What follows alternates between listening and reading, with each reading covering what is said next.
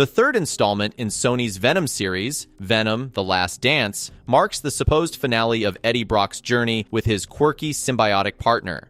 Directed by first-time director Kelly Marcel, who co-wrote the previous two films, this entry continues to explore the comically dysfunctional relationship between Eddie and Venom. It builds on the lightheartedness that defined the second film, delivering a breezy, funny, and often heartwarming experience that surprisingly evokes a sense of sadness about the franchise's conclusion, especially considering my strong dislike for the first film.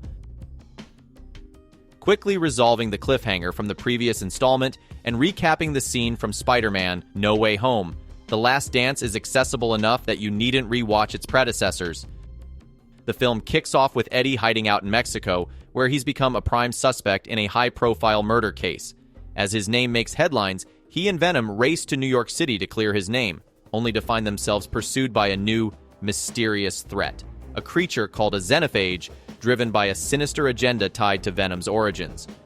As they learn that the xenophage is after a codex within Eddie, a powerful key that could unleash an ancient evil known as Null.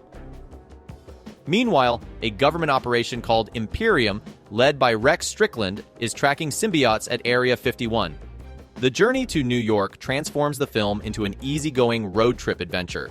Instead of focusing on battles with generic monsters, reserved for the last 20 minutes, the majority of the film maintains a lighthearted tone that keeps it breezy and enjoyable.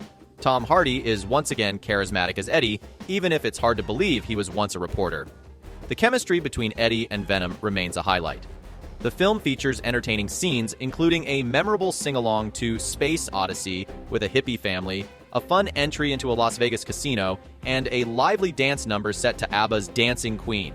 These moments, along with Rhys Ifans' standout performance, make the film worthwhile. However, the antagonists leave much to be desired. The CGI monsters are ugly and generic, and viewers often find themselves waiting for the government scenes led by Strickland to wrap up. The biggest letdown is the uninspired main villain portrayed by Andy Serkis. His character design feels generic and calls to mind Morbius. The film fails to clarify why we should fear him, or what the stakes are if his plan were to succeed, leaving us indifferent to the outcome. Not that we ever really believe there's a chance of his plan succeeding. Aside from a brief moment where Venom possesses various animals, the action scenes lack creativity, making viewers endure yet another uninspired CGI showdown. The government-side characters also feel excessive, with both Juno Temple and Clark Bacco not making the significant impact they should. What The Last Dance has over its predecessor is a subtle yet effective sense of melancholy, hinting that one of the two main characters might not make it out alive.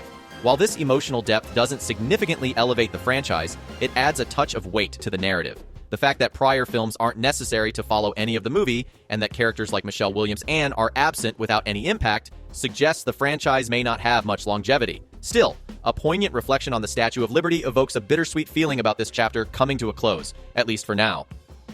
Getting real. The Last Dance concludes the trilogy with its most entertaining entry, one that is surprisingly emotional, though again falters with generic villains and dull action scenes. So that's my take on Venom: The Last Dance. If you've seen it, let me know in the comments.